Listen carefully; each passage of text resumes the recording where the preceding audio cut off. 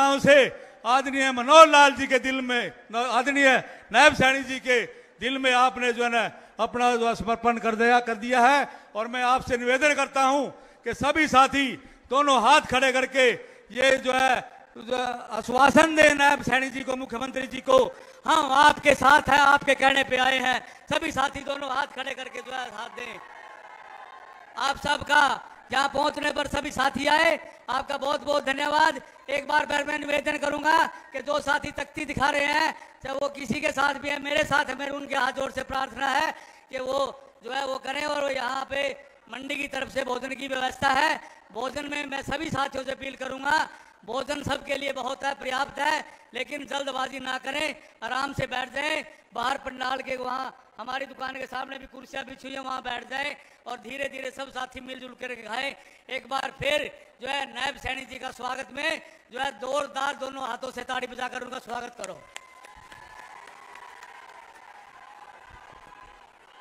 धन्यवाद माननीय जिलेराम शर्मा जी का। भारत माता की। अब मैं हमारे हरियाणा के यशस्वी, बहुत ही लोकप्रिय, जो जैसे माननीय अध्यक्ष जी ने बताया, दिन रात जनता की सेवा में चंडीगढ़ में रात के 2 बजे तक, बरसात में, तूफान में, आंधी में, बिना कार्यकर्ता से मिलने बिना कभी भी विश्राम नहीं करते। ऐसे हमारे माननीय मुख्यमंत्री जी के लिए एक बार जोरदार तालियों से स्वागत करेंगे।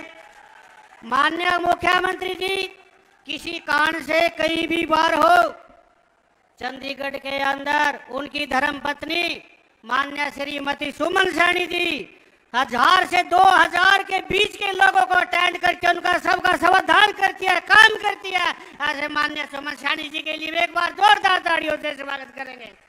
अब मैं 2 नारों के साथ माननीय मुख्यमंत्री जी को आमंत्रित करूंगा, हमारा मार्गदर्शन करेंगे। भारत माता की, भारत माता की। अब मैं माननीय मुख्यमंत्री जी से प्रार्थना करता हूं वो आए, हमारा सबका मार्गदर्शन करें। माननीय मुख्यमंत्री।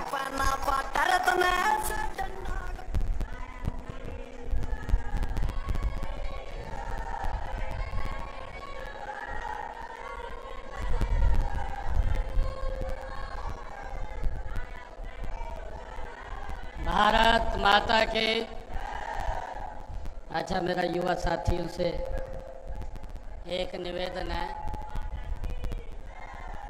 क्योंकि पीछे भारी संख्या में लोग हैं आपके, अच्छा रहेगा कि वो भी सामने मैं उनको देख सकूं और देख करके मैं बात कर सकूं। मेरा युवा साथियों से आग्रह है कि वो बैठ जाएं, नीचे कुर्सियों पे बैठ जाएं।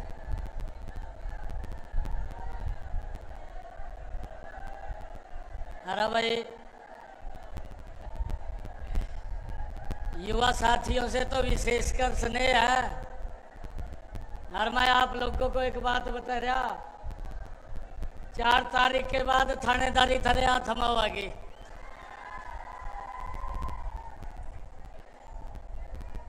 भाई डट का काम करिए। एक जोरदार जयकारे के साथ भारत माता के, भारत माता के। मंच पर विराजमान भारतीय जनता पार्टी के जिला के हमारे बहुत ही लोकप्रिय अध्यक्ष योगेंद्र राणा जी,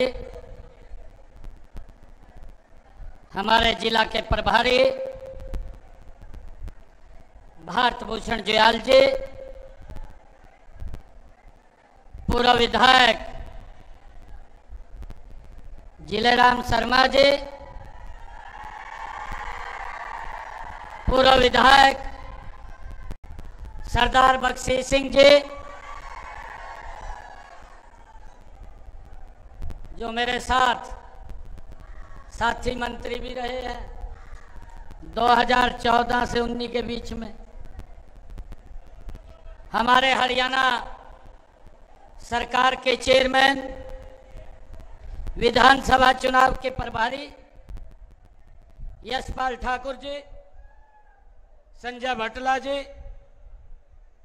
प्रदेश के प्रवक्ता वीरेंद्र चौहान जी,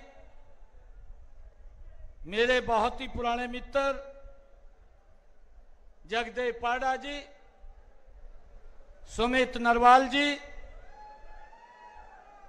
गुरबख्शी सिंह जी लाडी, हमारे जिला के सचिव असंध मंडल के माननीय अध्यक्ष राम अवतार जिंदल जी, हमारे बल्ला के मंडल अध्यक्ष अमित राणा जी, मंडल के अध्यक्ष जलमाना बलकार जी, मंडल अध्यक्ष जोंडला नरेंद्र नरवाल जी, नरेश पोपड़ा जी, पूर्व चेयरमैन हरियाणा सरकार हरपाल सिंह चीका जी,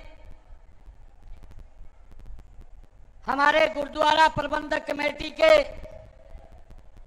प्रधान सरदार भूपेंद्र सिंह जी, गुरुद्वारा प्रबंधक कमेटी के सचिव सरदार गुलाब सिंह जी, जिला के महामंत्री सुनील गोयल जी, सोहन सिंह राणा जी, श्रीमती सुनीता राणा जी, सज्जन अत्री जी, ब्रिजलाल ठक्कर जी और हमारे बलजीत तोरन जी, राजेंद्र आर्य जी, हमारे मोर्चों के माननीय अध्यक्षगण, सभी पार्टी के हमारे पदाधिकारी, आज मेरा ये परम सौभाग्य है कि असंध की सरदारी के बीच में आज आप सबका इस जन आशीर्वाद रैली के माध्यम से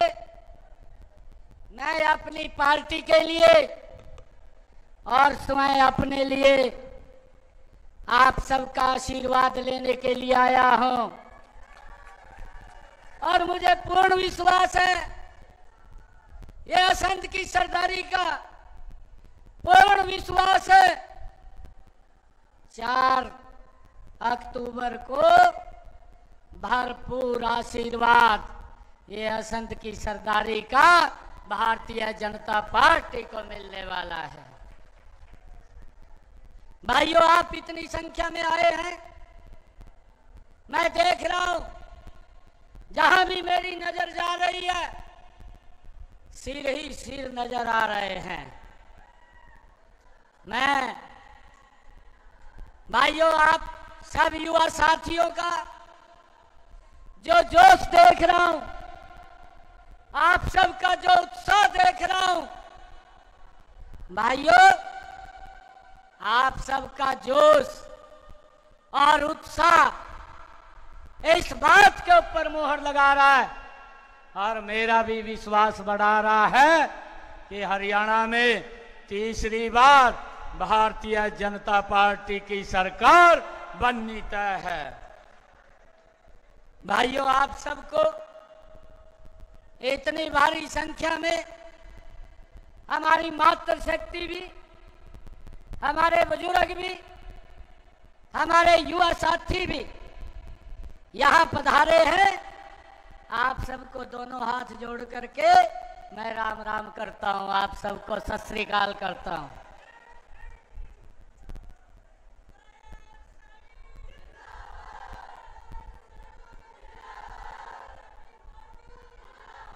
भाइयों,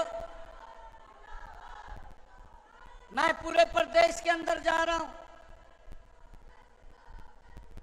प्रदेश के लोग मुझे एक बात सुनने को मिलती है और लोग बोलते हैं कहा भाई समय कम मिला। आज असंध की सरदारी के बीच में आया हूं। भाइयों, ये जो कम समय मिला है ये पूरी फिल्म नहीं थी, ये तो उसका ट्रेलर था। फिल्म तो भाइयों 4 अक्टूबर के बाद शुरू होगी। मैं कांग्रेस के लोगों को, भूपेंद्र हुड्डा को ये कहना चाहता हूं, जो ये बोल रहा है वो बोलता है, कहा ये तो घोषणा करने पे लगा हुआ है। हुड्डा साहब जितनी भी बातें कही हैं वो पत्थर पे लकीर है, और वो बातें वो कैबिनेट की बैठक बुला करके उनको अमल में उतारने का काम ये हमारी सरकार ने किया है। आप कह रहे हैं घोषणाएं हैं, मैं तो आपको ये कह रहा हूं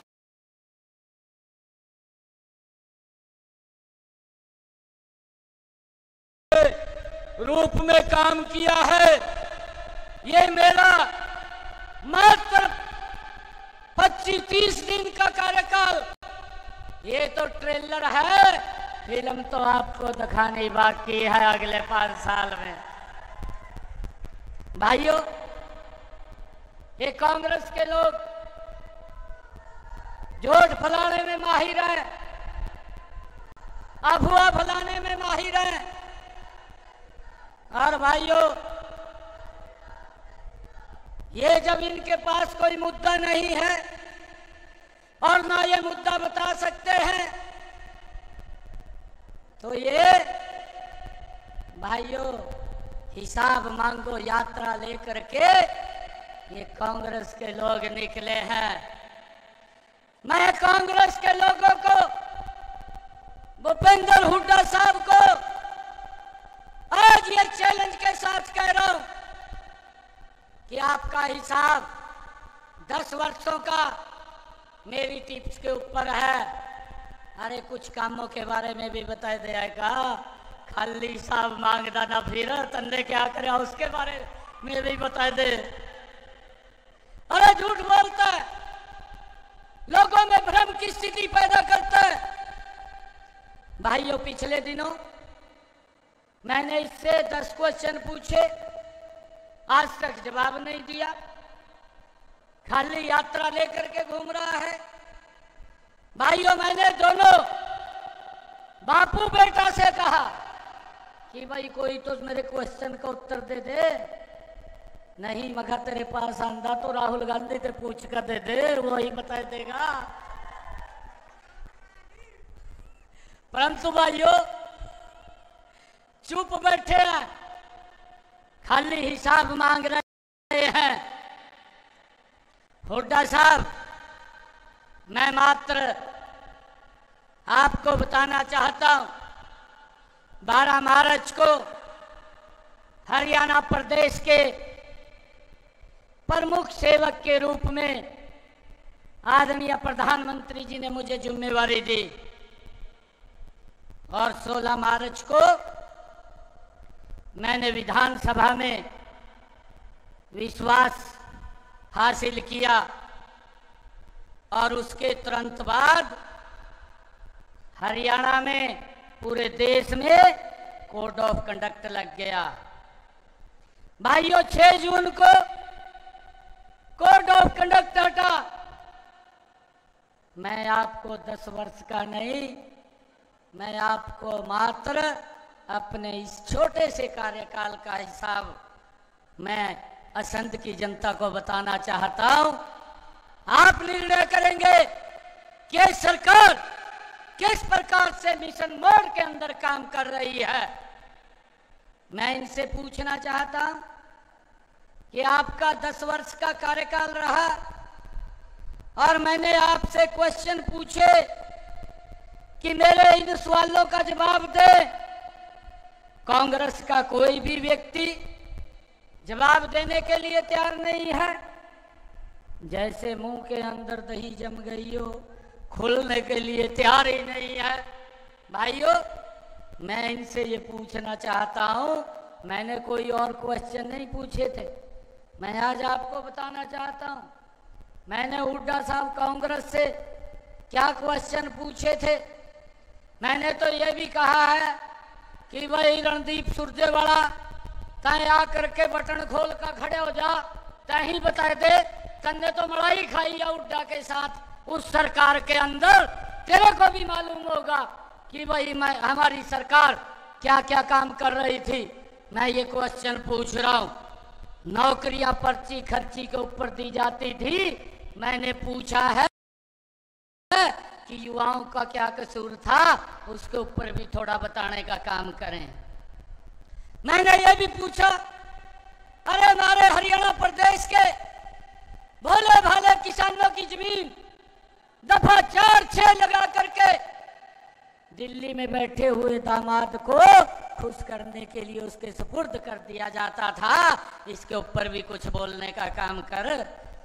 मैं ये भी पूछा था कि आपकी 10 वर्ष सरकार रही है, हरियाणा प्रदेश के अंदर कितने किसानों की फसल एमएसपी के ऊपर आपने खरीदी है, उसका भी बताने का काम कर। मैंने ये भी पूछा था, हमारे किसान की फसल का खराबा हुआ है, आपने 2-2, 3-3 रुपए के चेक थमाए हैं, वो क्यों थमाए थे, उनके बारे में भी बताने का काम कर। मैंने ये भी पूछा था कि आपकी सरकार में किसानों के ऊपर गोलियां चली थी, उसके बारे में भी बताने का काम कर। मैंने ये भी पूछा था, आपकी ही सरकार में दलितों के घरों में आग लगा दी गई थी और उन्होंने पलायन करना पड़ गया था, उसके बारे में भी बताने का काम कर। मैंने ये भी पूछा था कि आपकी सरकार में बुजुर्गों को 500 रुपया पेंशन क्यों दी जाती थी, उसको बढ़ाने का आपने काम क्यों नहीं किया, इसके बारे में भी बताने का काम करो। मैंने ये भी पूछा था कि आपकी सरकार में किस प्रकार से कर्मचारियों को ट्रांसफर के लिए दर-दर की ठोकरें खानी पड़ती थी, उसके बारे में भी कितना भ्रष्टाचार होता था, वो भी बताने का काम आप लोग करेंगे तो अच्छा होगा। आप जो हिसाब मांग रहे हैं तो हरियाणा के लोगों को उसके बारे में मालूम होगा। मैं ये भी पूछा था कि आपकी सरकार में 10 साल आप मुख्यमंत्री रहे, कितने गरीब परिवारों के बीपीएल कार्ड बने, उसको भी सार्वजनिक करने का मखा काम करिए, वो भी बताने का काम करिए। मैंने ये भी पूछा था। मैंने ये भी पूछा था कि आपकी सरकार में कितने गरीबों का मुफ्त इलाज होता था, ये भी बताने का काम करें। भाइयों, इनके पास एक भी सवाल का जवाब नहीं है, खाली हिसाब मांग रहे हैं। मैं आज असंत की सरदारी के बीच में आया हूं, मैं फिर उनको कह रहा हूं कि आप हमारे हिसाब मांग रहे हैं, आप अपने हिसाब के बारे में भी बता दे। वो रजिस्टर कहाँ है, कहीं आपने उसके पन्ने तो नहीं पाड़ रखे, कहीं आपने उसको तालाब में तो नहीं फेंक दिया, जिससे लोगों को ना पता चले आपके कारनामे क्या थे, आप उनके बारे में बताने का काम करें। भाइयों, मैं आप लोगों का आज यहाँ पर आशीर्वाद लेने के लिए आया। मैं आज आप लोगों को बताना चाहता हूँ कि जब से ये जिम्मेवारी ये आपके बेटे भाई को आदरणीय नरेंद्र मोदी जी ने दी है, अगर कोई भाई को इमरजेंसी पड़ गई, रात के 2 बजे भी उठ करके उसका समाधान करने का काम आपके बेटे भाई ने किया है। भाइयों, ये लोग हिसाब मांगते घूम रहे हैं। मेरे पास तो इनका एक मिनट का हिसाब है, इन्होंने क्या क्या काम किए हैं, क्या क्या नहीं किए हैं। भाइयों, मैं आपको बताना चाहता हूं कि हमने इस छोटे से कार्यकाल में, जब से ये 6 जून से चुनाव आचार संहिता खत्म हुई है, मैं आज इस मंच से असंत की सरदारी को मैं बताना चाहता हूं कि हमारी सरकार ने क्या क्या फैसले लिए हैं। भाइयों, ये 10 साल के तो नहीं सुन पाएगा, मैं तो इनको मात्र ये 20-25 दिन का हिसाब दे रहा हूं 7 जून को 6 जून को आचारसंहिता हटी। 7 जून को हमने एक कार्यक्रम के माध्यम से हरियाणा प्रदेश के 23 लाख परिवारों को, 84 लाख लोगों को भाइयों हैप्पी कार्ड देने का काम किया और ये निर्णय किया कि गरीब व्यक्ति को अगर बाजार में, हॉस्पिटल में दवाई लेने के लिए जाना है या बाजार में सामान लेने के लिए जाना है या रिश्तेदारी में कहीं किसी फंक्शन में शामिल होने के लिए जाना है, हरियाणा रोडवेज की बस, उसका कोई किराया नहीं लगेगा। 1 साल के अंदर 1000 किलोमीटर तक वो फ्री में यात्रा कर सकेगा। ये हैप्पी कार्ड योजना का शुभारंभ ये हमने 7 जून को करके उनको 84 लाख लोगों को लाभ दिया है।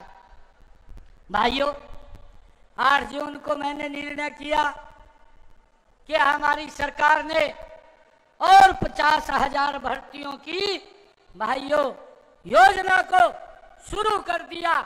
और जब मैंने कहा कि 50,000 भर्तियां और होंगी, एक तारीख का मेरे पास हिसाब है, हर रोज कितने रिजल्ट निकले वो भी मैं बताना चाहता हूं। जब तक ये आचारसंहिता नहीं लगी भाइयों कांग्रेस का पेट खराब हो गया और जब आचारसंहिता लगी कांग्रेस ने एक भर्ती रोको गैंग बना रखा है और वो भर्ती रोको गैंग तुरंत जाकर के चीफ इलेक्शन ऑफ इंडिया के पास पेश हो गया।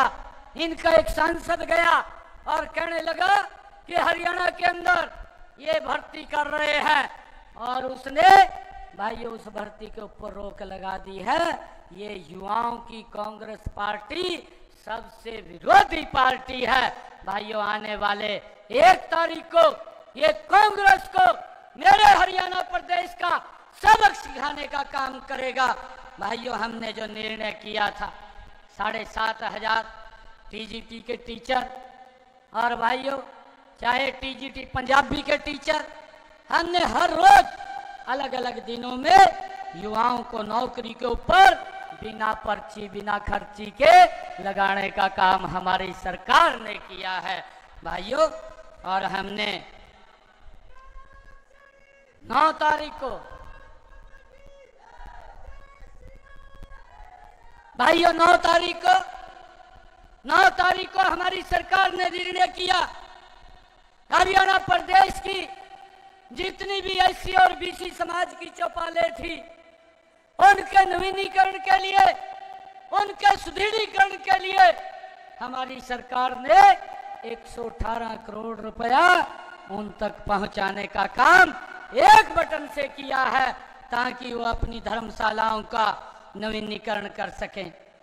भाइयों हमारी सरकार ने 10 जून को जो निर्णय किया है, 10 जून को ये निर्णय किया कि भूपेंद्र सिंह हुड्डा ने 100 गज के प्लाट तो बोल दिया परंतु ना कागज थे ना कब्जा था, लोग घूम रहे थे। मैंने अधिकारियों को कहा और डेट को तय कर दिया भी मैं 10 तारीख को मैं इन लोगों के बीच में जाऊंगा और जा करके उनको कागज भी देने का काम करेंगे और कब्जा भी देने का काम करेंगे।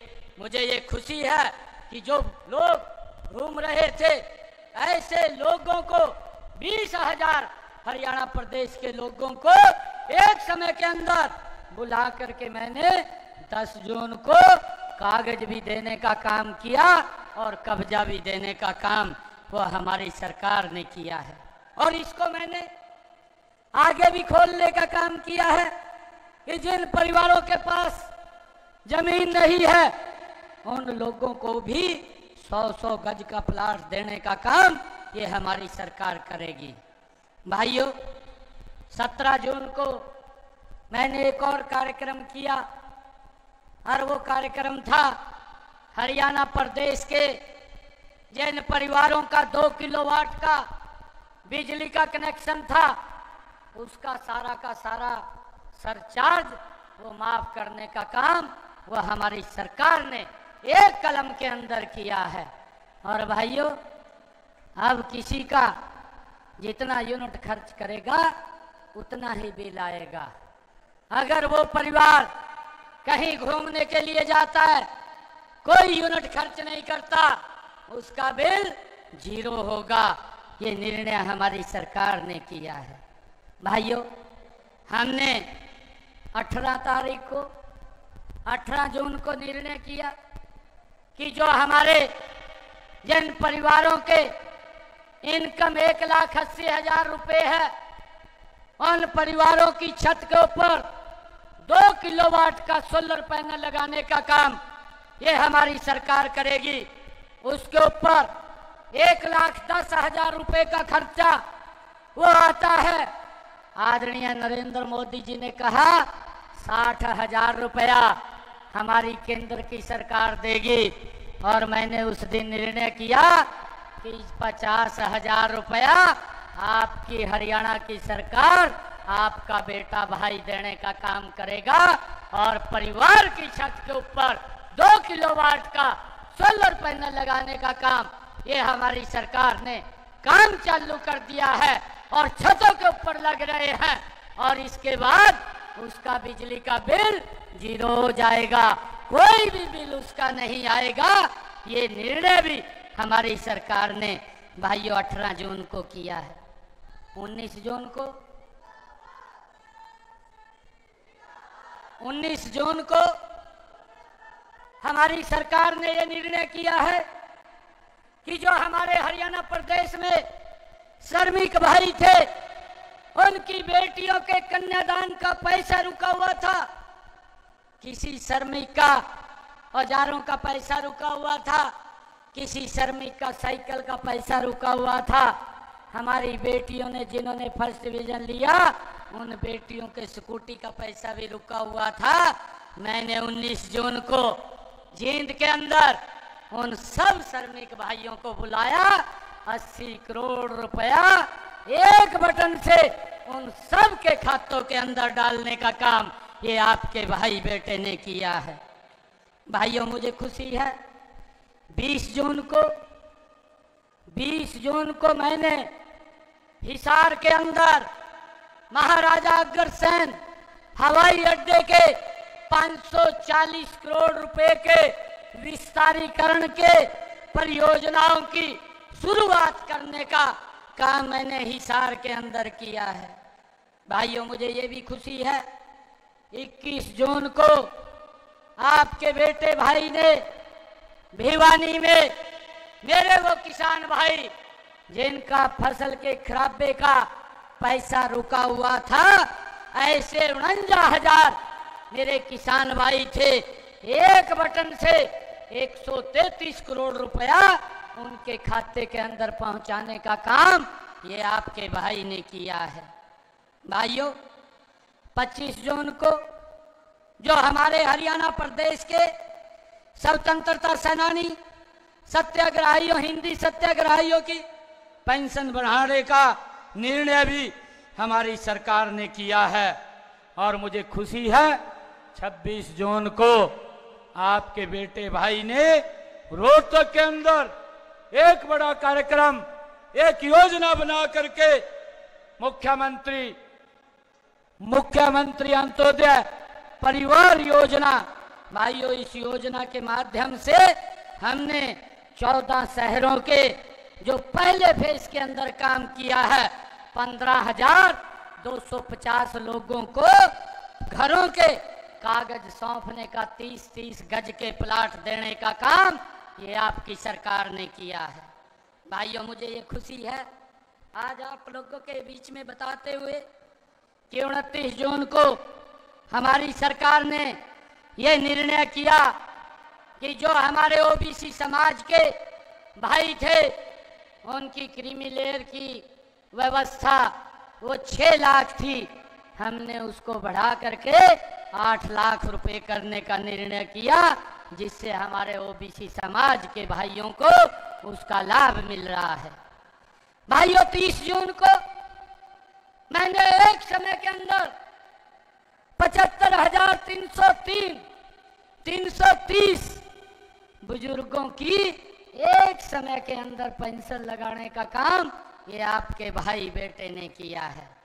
भाइयों, 2 जुलाई को हमने हरियाणा प्रदेश के सभी सरपंच साहिबान को बुलाया और उनकी एक मांग थी कि हम विकास के कार्य 5 लाख रुपए तक करा सकते हैं, इसको बढ़ाना चाहिए।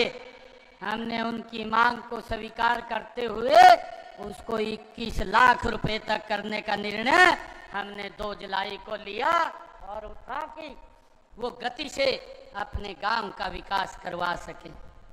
भाइयों, 17 जुलाई को हमने पिंजौर की एशिया की सबसे बड़ी एप्पल मंडी का उसका उद्घाटन किया। 18 जुलाई को हमने निर्णय किया कि जो हमारे अग्निवीर है जिसके ऊपर कांग्रेस दुष्प्रचार करती घूम रही है, हमारी सरकार ने, कैबिनेट ने यह निर्णय किया कि कोई भी अग्निवीर जब 4 साल पूर्ण करके आएगा, हरियाणा सरकार उसको सरकारी नौकरी देने का काम ये हमारी सरकार करेगी। भाइयों, उसके अंदर 10% के आरक्षण का प्रावधान भी हमने हर नौकरी के अंदर किया है। भाइयों, 20 जुलाई को हमने गुरुग्राम फरीदाबाद कचरे से बिजली बनाने के प्लांट की घोषणा की है, उसका MOU साइन किया है। और 4 अगस्त को मेरे हरियाणा प्रदेश के किसानों के अंग्रेजों के समय से अभियाना लग रहा था और वो अभियाना लगभग 133 करोड़ रुपया उनके ऊपर उसका कर्ज के रूप में था। हमने भाइयों 4 अगस्त को ये निर्णय किया कि ये पूरा का पूरा अभियाना तो हम खत्म करते हैं। 133 करोड़ रुपया हमने किसानों के उस अभियान को समाप्त किया है और ये भी घोषणा की कि आगे से ये अंग्रेजों के समय का अभियाना ये लगेगा नहीं, उसको भी जड़ से हमने खत्म करने का निर्णय हमारी सरकार ने लिया है। भाइयों, 8 अगस्त को हमारी सरकार ने HKRN के जो कर्मचारी थे, भाइयों उनको एक कलम से 1,20,000 कर्मचारियों को उन सुरक्षित और पक्का करने का काम ये आपकी सरकार ने किया है। भाइयों, 9 तारीख को हमारी सरकार ने 7500 जो TGT के टीचर थे उनको एक समय के अंदर ज्वाइनिंग लेटर देने का काम भी ये आपकी सरकार ने किया है। भाइयों, हमने एक और बड़ा निर्णय किया है। हमने ये निर्णय किया कि हरियाणा प्रदेश के जिनकी आय 1,80,000 रुपए से कम है, ऐसे हरियाणा प्रदेश के 50 लाख परिवारों को भाइयों गैस का सिलेंडर वो मात्र 500 रुपए में उपलब्ध हो रहा है और उसकी बाकी की राशि वो आपका बेटे भाई देने का काम हरियाणा के अंदर कर रहा है। भाइयों, हमारी सरकार ने ये भी निर्णय किया है, ये पहली ऐसी सरकार है जो देश की, हरियाणा प्रदेश की पहली सरकार है जिसने ये बात कही है कि हरियाणा प्रदेश के किसान का एक एक दाना, हर फसल MSP पर खरीदने का काम भी ये हमारी सरकार ने किया है। भाइयों, हमारी सरकार ने यह भी निर्णय किया है, अब की बार बरसात कम हो रही है और उस बरसात के कारण किसान के खर्चे बढ़ रहे हैं, परंतु हरियाणा में किसान हितैषी एक गरीब किसान का बेटा भाइयों हरियाणा के अंदर मोदी जी ने जिम्मेवारी दे करके भेजा और हमारे कैबिनेट ने बैठ करके निर्णय किया कि भाई किसान के खर्चे को कम करना चाहिए और हमने ये निर्णय किया कि प्रति एकड़ के हिसाब से 2,000 रुपया डायरेक्ट किसान के खाते के अंदर पहुंचाने का काम ये हमारी सरकार ने किया है। हमने पहली किस्त 525 करोड़ रुपए की वो जारी की है। चुनाव आचार संहिता हटते ही सभी किसानों के खाते के अंदर ये पैसा पहुंचाने का काम ये हमारी सरकार करेगी। भाइयों, मैंने जो काम किए हैं अभी और भी बहुत सारे ऐसे काम हैं जो लगातार हर रोज एक मिशन मोड के अंदर हमारी सरकार ने भाइयों किए हैं। मैं आपको बताना चाहता हूं, एक दिन के अंदर हरियाणा प्रदेश के अंदर 3400 करोड़ रुपए के विकास कार्यों के शिलान्यास और उद्घाटन करने का काम भी इन्हीं समय के अंदर ये हमारी सरकार ने किया है। भाइयों, जब मैं गांव-गांव के अंदर, जब मैं हर विधानसभा क्षेत्र के ऊपर मैं जा रहा हूं, तो लोगों का जोश, लोगों का उत्साह आज इस बात को, मेरे विश्वास को बढ़ा रहा है।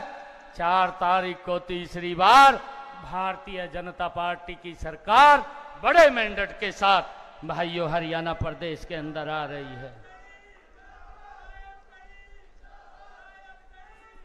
भाइयों, मैं आपको बताना चाहता हूं, पिछले 10 वर्षों में असंध विधानसभा के अंदर जो हमारी सरकार ने काम किए हैं, मैं आपको बताना चाहता हूं। असंध में स्थित कॉलेज का नाम 10वीं पातशाह श्री गुरु गोविंद सिंह जी महाराज के छोटे बेटे बाबा फतेह सिंह जी के नाम पर रखा गया है। ये भी निर्णय हमारी सरकार ने लिया है। नहीं तो भाइयों, बापू बेटे के नाम से ही, अपने परिवार के बुजुर्गों के नाम से ही इनका नाम रखते थे। जो हमारे महापुरुष हैं, महापुरुषों की अनदेखी की जाती थी। भाइयों, ये हमारा इतिहास है। जब इस कॉलेज के अंदर हमारे बच्चे पढ़ने के लिए जाएंगे, तो भाइयों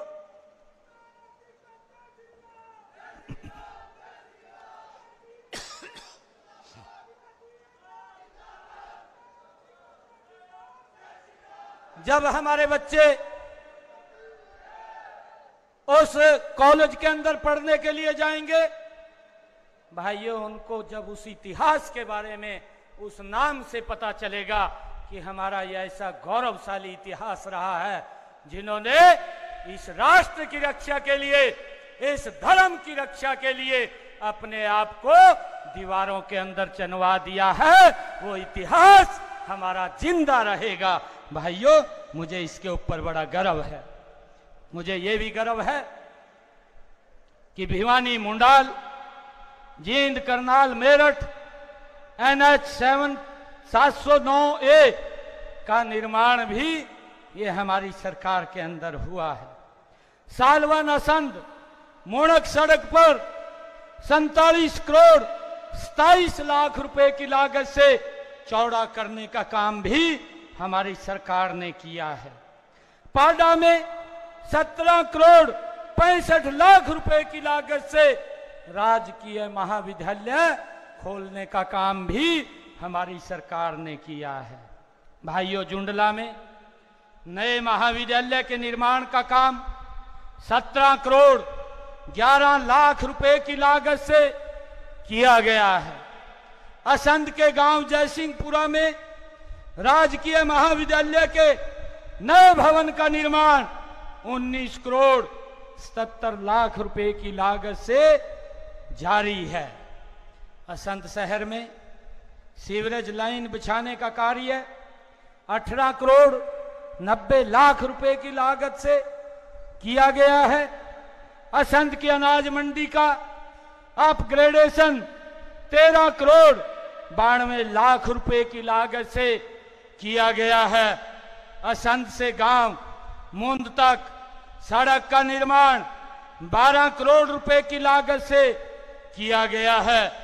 झुंडला अनाज मंडी में प्लेटफार्म का निर्माण 8 करोड़ 89 लाख रुपए की लागत से किया गया है। असंध में हरियाणा राज्य परिवहन के नए बस डिपो की स्थापना 6 करोड़ 36 लाख रुपए की लागत से की गई है।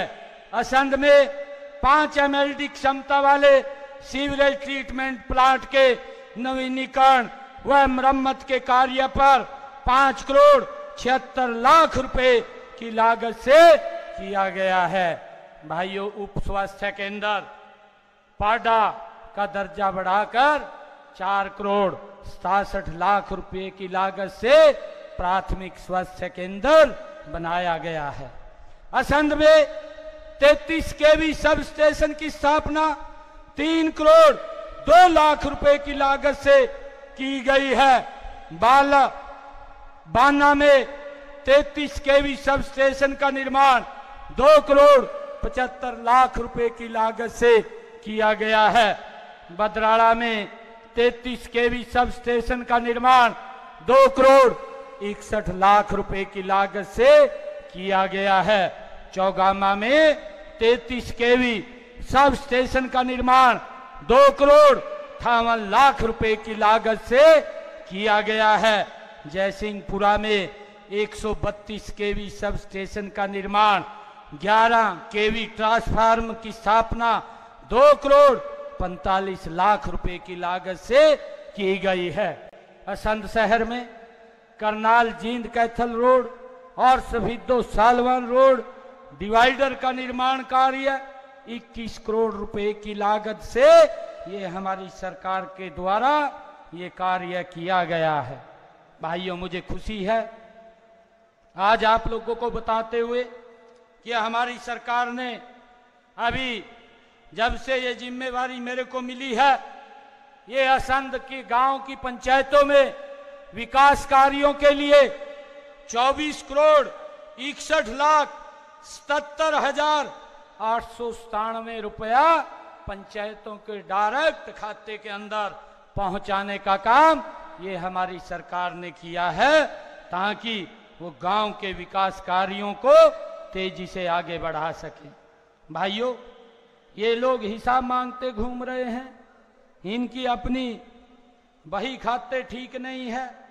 जिनके बही खाते ठीक नहीं है वो दूसरों के हिसाब मांगते हुए घूम रहे हैं।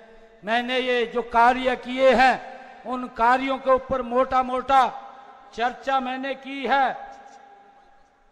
हमारे सरदार बख्शी सिंह जी कह रहे हैं, क्योंकि पता नहीं लग रहा मुझे, काफी काम हुए हैं कि असंध का जो बाईपास बना है 86 करोड़ रुपए की लागत से ये भी बनाने का काम ये हमारी सरकार ने भाइयों किया है। मैं आपको बताना चाहता हूं, चाहे HKRN के हमारे कर्मचारी थे, उनकी सैलरी बढ़ाने का काम भी हमारी सरकार ने किया है। हमने ये निर्णय किया है और जो हमारे युवा बेरोजगार थे उनका भी बेरोजगारी भत्ता हमने बढ़ाने का काम किया है। जो हमारी सेल्फ हेल्प ग्रुप की बहनें थी उनका भी हमने, जो उनको ग्रांट मिलती थी उस ग्रांट को भी बढ़ाने का काम, पहले उनको 20 लाख रुपए मिलते थे, हमने उसको बढ़ा करके 30 लाख रुपए करने का निर्णय किया है। भाइयों, एक दिन मुझे हरियाणा प्रदेश के डेयरी वाले मिले, उनका कुछ पैसा रुका हुआ था, उनका लगभग 18 करोड़ रुपए था। तो मैंने एक दिन उनको बुलाया और बुला करके उसी दिन उनके बीच में बैठ करके एक बटन से वो 18 करोड़ रुपया उनके खाते के अंदर पहुंचाने का काम ये हमारी सरकार ने किया है। भाइयों, हमारे जो भाई हैं, हमारी ये सरकार लगातार हर वर्ग की चिंता कर रही है। हमारे